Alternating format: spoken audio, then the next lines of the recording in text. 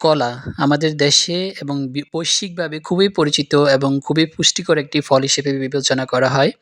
আজকের ভিডিওতে থাকছে কলা খেলে কি হয়? কলা কেন খাবেন? কখন খাবেন? এর উপকারিতা এবং অপকারিতা সম্পর্কে। কিছু মানুষের জন্য কলা আসলে খুব বেশি স্যুট করে না। আবার কিছু মানুষের জন্য কলা রেগুলারলি ইনটেক করা খুবই প্রয়োজন। আজকে কলা বিষয়ক স্বাস্থ্যগুণ এবং এর উপকারিতা অপকারিতা নিয়ে হাজির হলাম। সম্প্রতি একটি গবেষণায় বলা হয়েছে, সপ্তাহে ২ থেকে ৩ দিন আপনি কলা খেতে পারেন। কারণ এতে রয়েছে ১০৩ কিলো ক্যালোরি, যা প্রচুর প্রোটিন, ভিটামিন, ফাইবার, ক্যালসিয়াম এবং ম্যাগনেসিয়ামের সোর্স হিসেবে ভালো কাজ করে।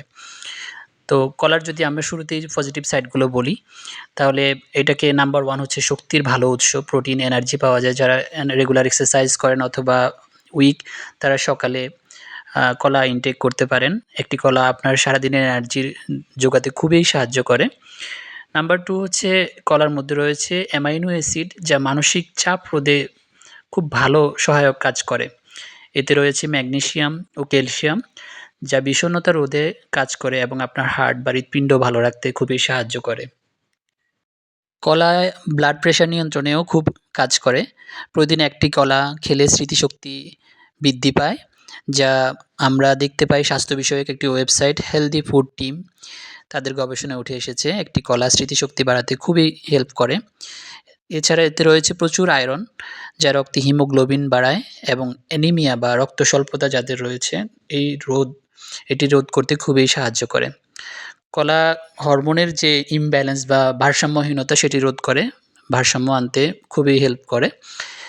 সবকিছু বিবেচনা করলে আমরা দেখতে পাই কলায় যে স্বাস্থ্যগুণ, অ্যামাইনো অ্যাসিড, তারপর ক্যালসিয়াম, ম্যাগনেসিয়াম, প্রোটিন, ফাইবার, এগুলো আমাদের এনার্জি যোগাতে এবং স্মৃতিশক্তি বাড়াতে অনেক হেল্প করে।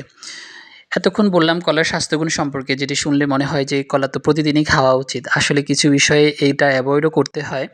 যেমন যারা ডায়াবেটিসের পেশেন্ট আছেন, কলাটা ইনটেক করার ক্ষেত্রে একটু সতর্ক হবেন, পরিমাণে কম। কাঁচা কলা খেতে পারেন, সেক্ষেত্রে কাঁচা কলার ভর্তা করে বা কাঁচা কলাটা তারা ইনটেক করলে ভালো ফল আসে পরিমিত পর্যায়ে। এছাড়া যারা কিডনি পেশেন্ট, কিডনিতে বিভিন্ন সমস্যা আছে, তারা কলাটা একটু অ্যাভয়েড করবেন। আর যারা একটু ফ্যাট ডায়েটে আছেন, তারা কলা খুব বেশি পরিমাণে খাওয়া খুব বেশি স্বাস্থ্যকর না। কারণ কলাতে প্রচুর প্রোটিন আছে, যেটা আপনার ওজন বাড়াতে খুবই helpful. So be careful about that.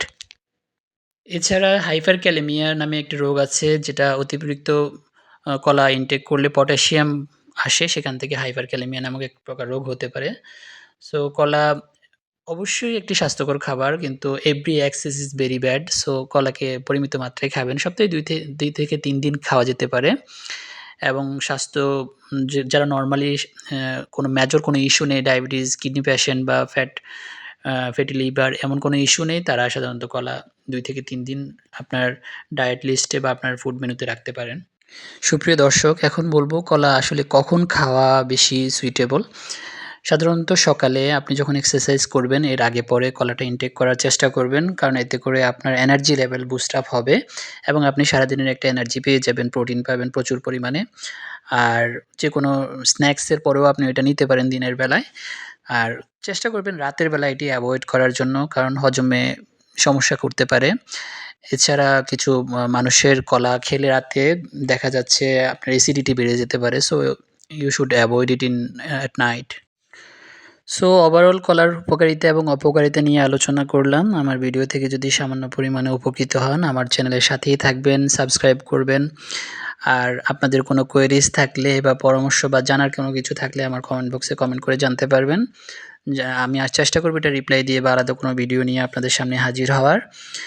Health is wealth. স্বাস্থ্যের প্রতি যত্নবান হন, ভালো থাকুন, সুস্থ থাকুন, এটাই কামনা করি। আসসালামু আলাইকুম।